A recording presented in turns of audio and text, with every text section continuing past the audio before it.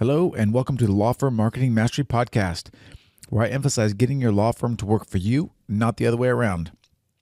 I'm your host, Christopher Small, and I honestly can't even believe I'm here talking to you right now. I've just suffered a monumental defeat, a terrible loss. I honestly can't even believe I'm here. The pain is just too much. If you know me, you know that I'm a huge Kansas Jayhawks fan. I went to school there, I went to undergrad there, and I went to law school there. And basketball is like our thing. And today we suffered a defeat at the hands of the Stanford Cardinal. We were a 2 seed, they were a 10 seed, and it sucked. And so, but duty calls. I'm here ready to talk to you guys, talk to you tonight, and I'm just gonna have to get over it, I guess. But I guess before we get there, I got to talk a little bit about this game, and what really sucked about the game, and what was really disheartening, were just a couple things that I think we can apply actually to the way that we go through life. There's nothing wrong with going out and giving your all, giving your gusto, and getting beat. Okay. I can tell you that as a DUI attorney, it's something that I have to deal with a lot. We don't always have the facts in our favor. We certainly don't have the law stacked in our favor. Every chance the legislature gets, they make beating a DUI or getting out of a DUI more difficult.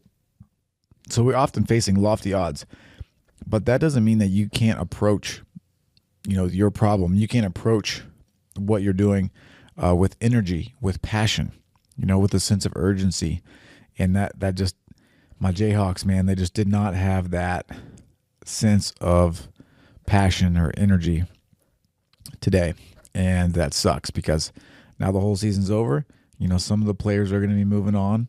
And I know they tried hard, but there's a difference between trying hard and really being in the game, So that's too bad. The other thing was they just missed a bunch of layups. They only lost by 3. We had a last second shot to tie the game, but we lost. And quite honestly, we didn't deserve to win that game. I would have taken it if we would have won, but it wasn't meant to be. And it ends up happening every year, but it stings nevertheless. But I digress. Okay, let's talk. Let's get here and talking to what you want to hear about starting, building, running a successful law firm, because I know that's what you want to hear about. All right.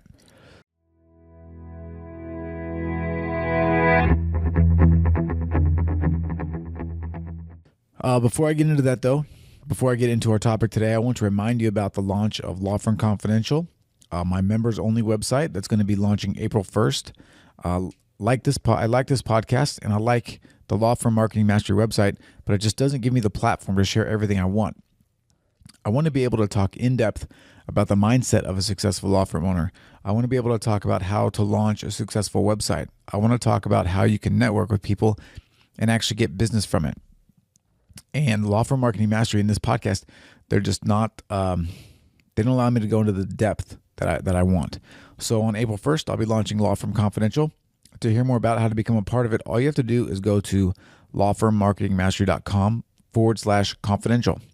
And I want to push you, I want to kind of implore you to go there and sign up for this information as soon as you can. The window to become a part of the group won't be open for long, for 2 reasons. A, it's something that I'm starting for the first time, so I want to keep the group small to start out, so I can make sure I'm providing maximum value to that group.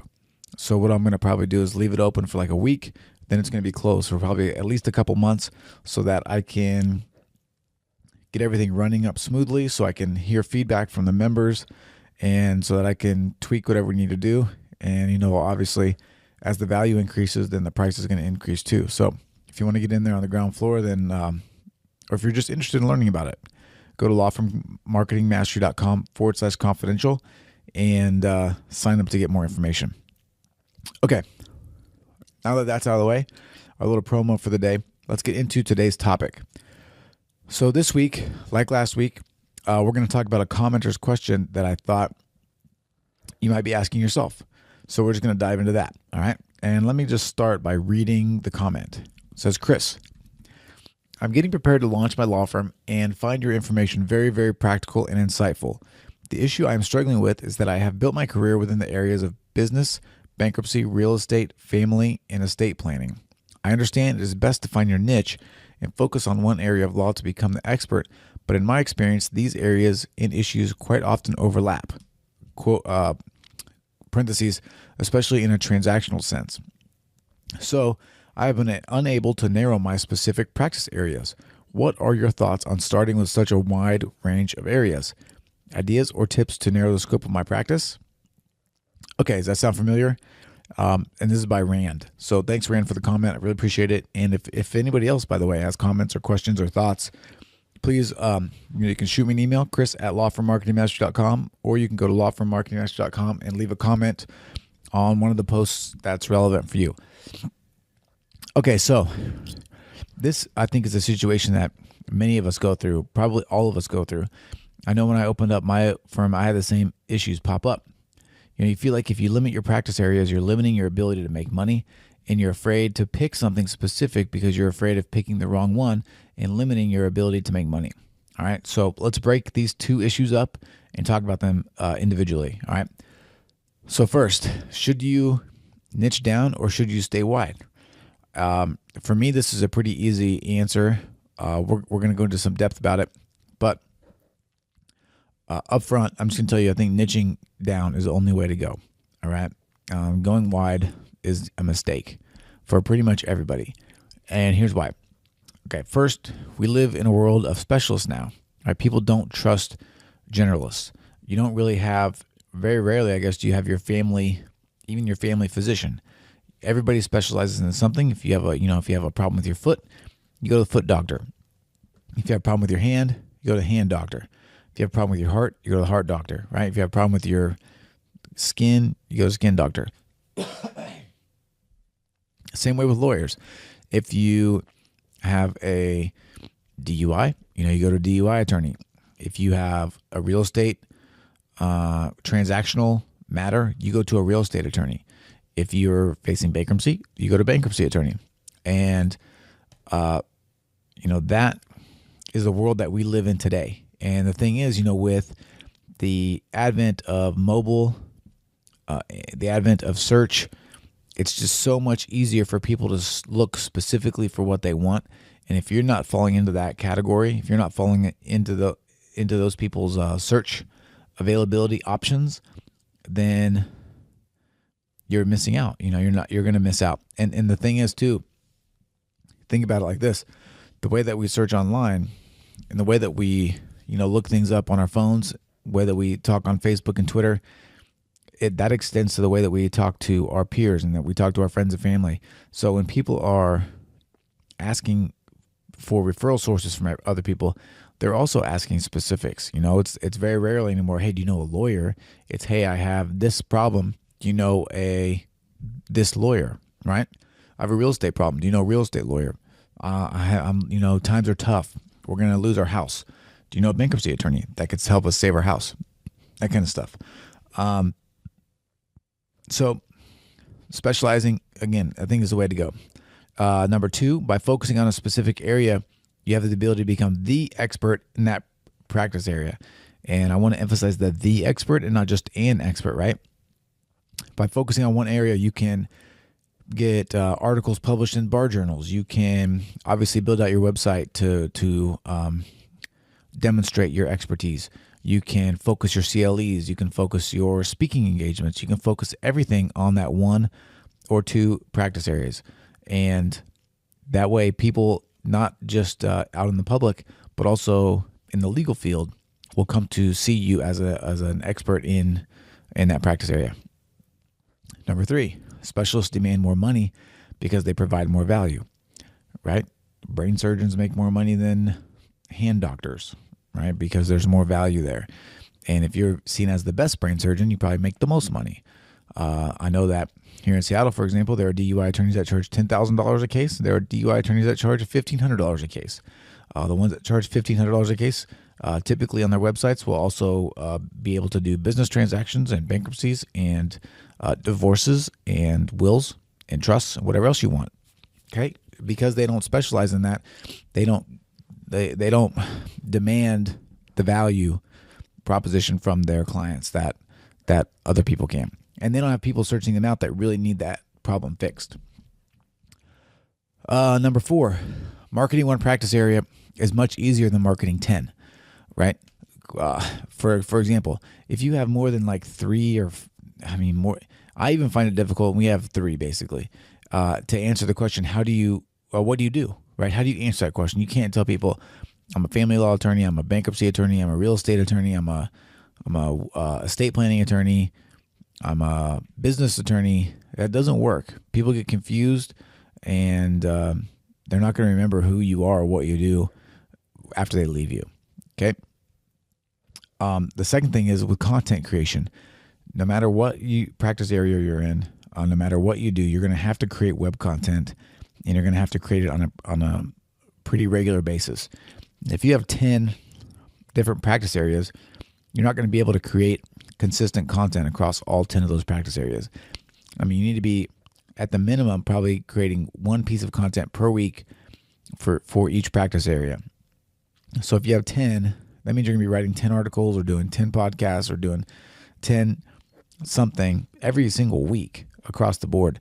And you're not going to see the same traction as you would if you had 1 or 2 if you devoted the same amount of time, because all your energy is going to be spread out over 10 separate practice areas instead of like 2. Just imagine if you're doing 5 articles a week on 2 separate practice areas versus 1 article a week for 10 practice areas. The street cred that you're going to be able to build up with Google and with the public is going to be exponentially higher in that niche situation. Then the third thing about this marketing being easier is that website. You're going to have website management problems with 10 practice areas. If you just have one web page that has all 10 of your practice areas on it, no one's ever going to see that. Google's never going to show that to anyone. And, if you buy some ads or something like that where people are clicking through, they're not going to like that. It's not going to resonate with them, because, if you're doing, for example, the conversation that you're going to want to have with someone that's looking for an estate planning attorney is much different, than the conversation you're going to want to have with someone that's looking for a bankruptcy attorney. Those 2 people are not looking for you. They're looking for 2 separate people. And if you can't speak to each person's needs, then you're not going to have them as clients, because they're going to check out some other websites, and those people are going to be able to speak to their needs, and you're going to miss out. All right. The fourth thing is about this marketing. How are other people going to know what to refer you? Who's going to know how to refer you business? They're not people. When they refer, they want to know that they're sending that referral business to someone that's going to do a good job. And, again, if you have many different practice areas, unless you have 10 different attorneys that are each doing that one practice area in your firm, then it's going to be hard to inspire trust within your referral partners. The fifth thing about this marketing, right? You're more likely to get other attorneys to refer you business if you specialize. Okay, just think. I know that, for example, in Rand's email, he mentioned that, or his comment, he mentioned that there's a lot of overlap between all these practice areas that he's doing. I don't know if I necessarily agree with that, to be honest with you. I think I don't believe that to be true. I think there are opportunities where people that have once used a family law attorney, for example, may need an estate planning attorney in the future. But I don't think that just because that's the case that you necessarily have to service both needs. For example, with personal injury law that we do, if somebody gets a big award, we will often refer them to a wealth management specialist or an estate planning attorney to set up and take care of the newly found wealth that they've had, to make sure that's managed and allocated in ways that they want, so that they get to maximize the returns on that award. But that doesn't mean we have to do that in-house. And the thing is, too, when we refer that out, then we set up a reciprocal relationship often with people where they'll send us business too, because I can guarantee you the people that we are referring business out to, they don't do 100 things. They do one thing really, really good, and that's why we send them there, right? Think about everything that you do, right? Think about the people that you refer your friends and family to for just daily activities. Those people almost always do one thing really good. All right. Okay. And then the last thing when it comes to making marketing easier is that you won't waste money marketing to people that don't need you. And this kind of goes back again to the one-page website with 10 things on it. But, if you pick one practice area, if you pick one niche, you're going to want to probably niche down even more. So let's take estate planning, for example. There are a bunch of different people that probably need an estate planning attorney. You have the most obvious, right, is your retiree. They want to make sure that the wealth that they've accumulated over their life is protected. They want to make sure that, the government doesn't take all their money when they die. They want to make sure that, Tommy, the black sheep of the family, doesn't get any money or only gets a little bit. And they want to make sure that, Julie, the star of the family, gets everything that they want her to get. And so that's one type of estate planning attorney. You've also got this, there's another type of estate planning attorney, or there's another market that would be new parents, probably like 30 to 40 years old. They've got some cash, they've got they got their kids, and they want to make sure that if something happens to them, God forbid, then their kids are taken care of and their money's taken care of and everything is going to be good. Now, the conversations that you're going to have, even with those two different groups of people, is going to be very different, right? And the people that will refer you business from those two people is also very different, right? For example, think about the relationships that you may want to make with obstetricians, right? I think those are baby doctors. If you could have a doctor that says, hey, that you go out and you take out the lunch and you talk about, hey, how's everything going? And, you point out that, hey, you know what? I help your patients with their new babies make sure that, the kid is taken care of for life. That's probably something that resonates with doctors. But if you have that same conversation and your target audience is retirees, then it's not going to have the same effect. Okay. And so this all goes back to, if you don't niche down, if you don't specialize in something, if you don't pick something to focus on, then it's going to be extremely hard to really kind of find that target audience and then reach out to people in kind of similar industries that can send you business. Okay. All right. Let's talk a little bit about the RAND email, the emailer, and kind of some thoughts just on what's going on here. Again, for me, this is a big fear-based thing, I think. You don't want to miss out, but right now you're wasting time trying to be all things to all people, and it's not going to work in the long run. Okay, you can use that overlap that you're saying you're getting from all these other places to send out business and then to get business from other attorneys, because like I said, you're not going to want to send a family law client to someone that does anything but family law.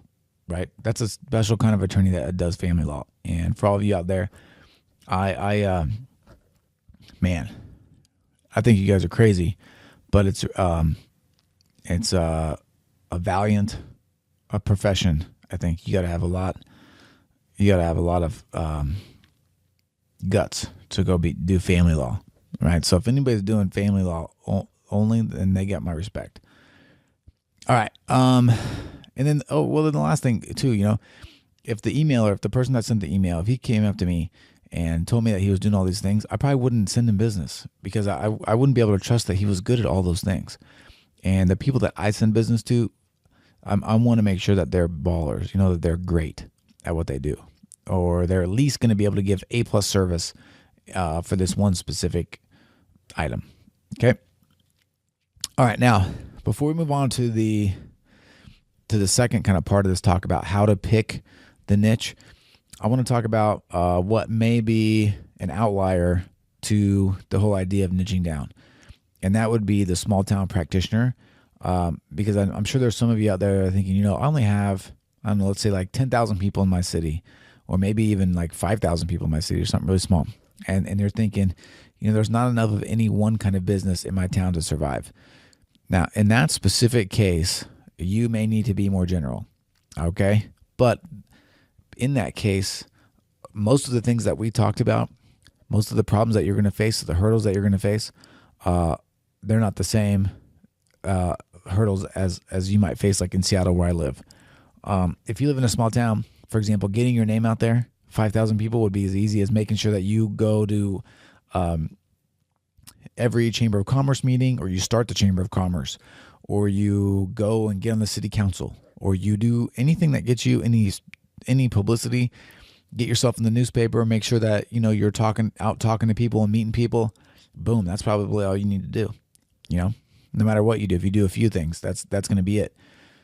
And especially if there's only 2 of you in town, then that's really awesome because there's 2 parties to every case. So if you can get on the other side of every case, you can do really well for yourself. Marketing a small town practice is kind of a topic for a different podcast. And if again, like I said, if anybody's interested in hearing about that or has questions about that, ask me, Chris at lawfirmmarketingmastery.com, and we can talk about it. We can either talk about it here on a podcast episode, or we can email back and forth, or we can talk on the phone or something. Okay. Now on to part 2. All right. Hopefully by now you've realized that niching down is the way to go. But you're not sure what to pick. You have a couple of options in front of you, and you're afraid of picking the wrong one and losing out on all this money. All right. So let's talk about how to get around that problem. Okay. So first, picking a niche. So to really talk about this section, you need to know the frame of mind that I'm coming from. So I'm coming from the frame of mind here that your main goal is to build the best law firm in your city, not become known as the best lawyer. Okay. And there's a big difference in that. And I'm going to talk about it here briefly, but this is the kind of the mindset stuff that I'll be talking about a lot in Law Firm Confidential. Okay. For example, I guess the best way I can explain it is to tell you my philosophy here, right? So my goal really is to create the best law firm in Seattle. I want to provide the best service to our clients, bar none. And I want to get the best results for our clients, bar none. I want to do that every time. Okay.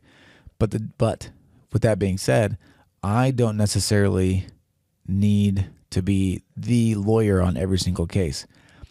I see my job as it being bigger than that, as being having the overarching kind of vision, and then finding the people that work in the right places to get the results that I want. All right. So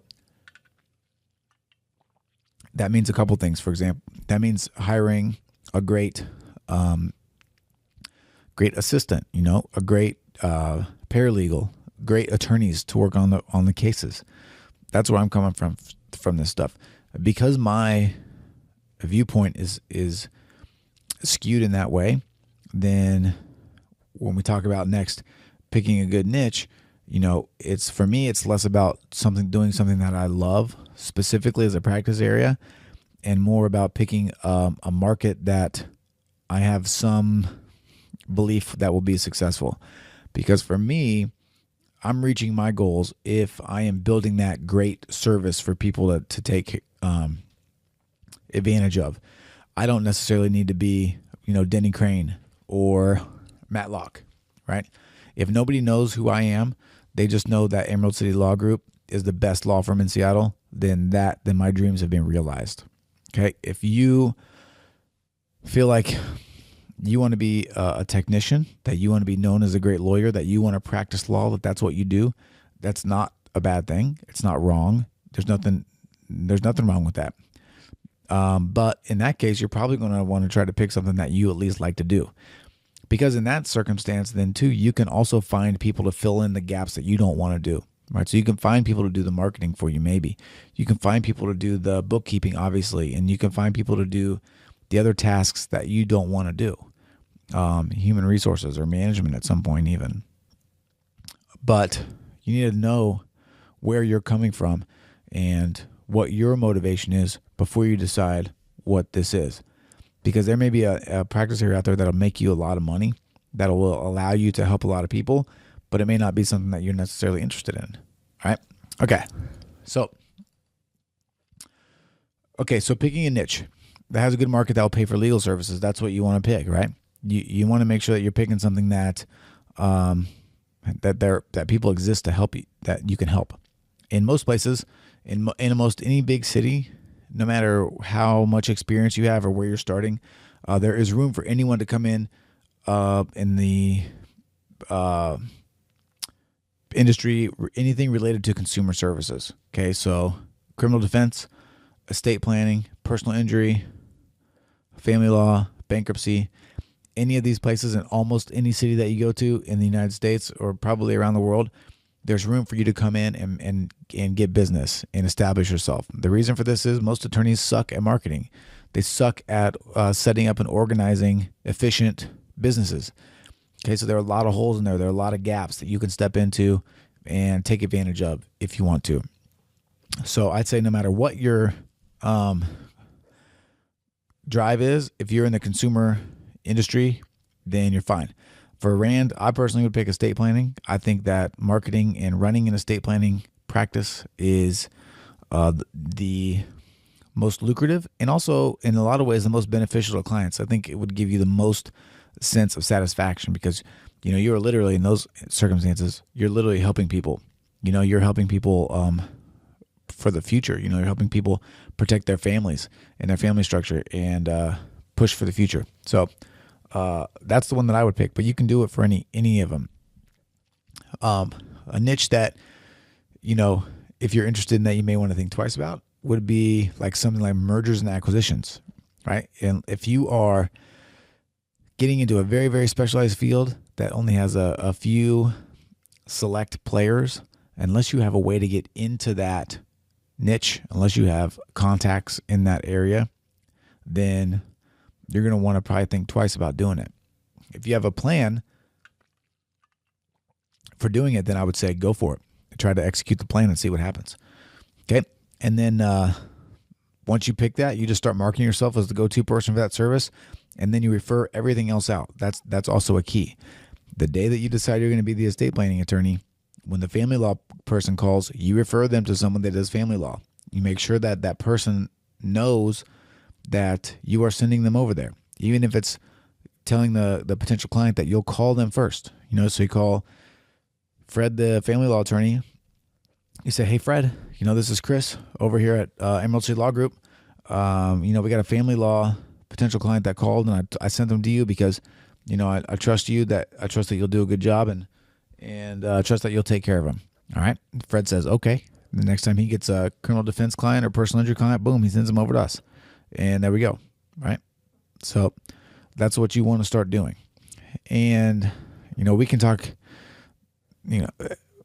well, where I was going to go is kind of off topic, but when it comes to marketing, then, once you've picked your niche, then you can talk about who your kind of tangential players are, and you can get out there and start marketing to them. The personal injury industry, for example, chiropractors are a good one. Car insurance companies may be a good one. Even tow truck operators may be a good one. Anyone that you can talk to that's in the industry that people would ask for potential referrals to you. You may want to just start talking to those people and letting them know that you're out there, let them know you would do, letting them know what you do, and just seeing what happens. All right. So I want to talk, we're almost done here today, but before we're done, I want to talk about how to deal with that fear of missing out on money. When you don't, for example, when you send that potential family law client to Fred, you're going to feel like money is leaving your firm. But, that feeling is created by your subconscious, right? It's a fear that's not real. And it's a fear that is going to cripple you in the long run. All right. We've already talked about all the ways that you lose out by not specializing. And think about all the marketing dollars that you're going to waste. Think about all the time that you're going to waste. And think about all the money that you are going to lose out on by not being the go-to lawyer in your field, in your city. The general practitioner gets general practitioner rates. The brain surgeon gets brain surgeon rates. And you can do that too. All right. Okay, finally, what happens if you pick the niche and it doesn't work out? For some reason, there's no market there. The clients aren't there. What do? Well, it's easy. You just switch, right? You just pick a new practice area and you pivot is what the lingo is out there in the marketing world. Excuse me. And I have a perfect example of that with my own practice.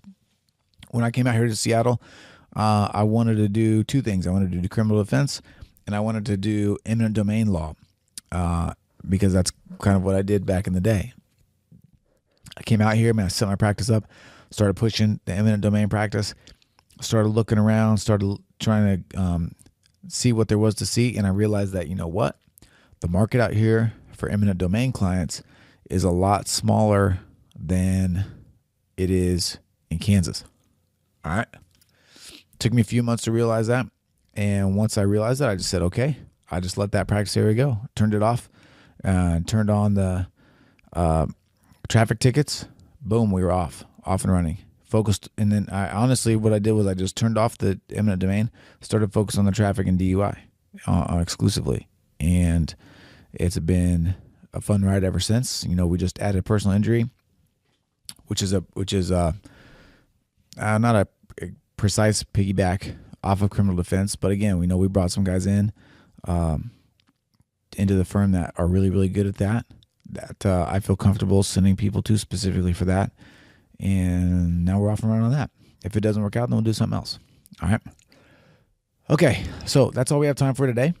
I hope this helps you settle in on a practice area so you can get out there and start marketing your firm, helping people, and making some money. As always, if you have follow-up questions, just email me at chris@lawfirmmarketingmastery.com. And if you like the show, please go and leave me a review on iTunes. Finally, before I go, don't forget to check out lawfirmmarketingmastery.com/confidential to get signed up and learn about the launch of my new site, Law Firm Confidential. You won't want to miss it. Until next time, see you later.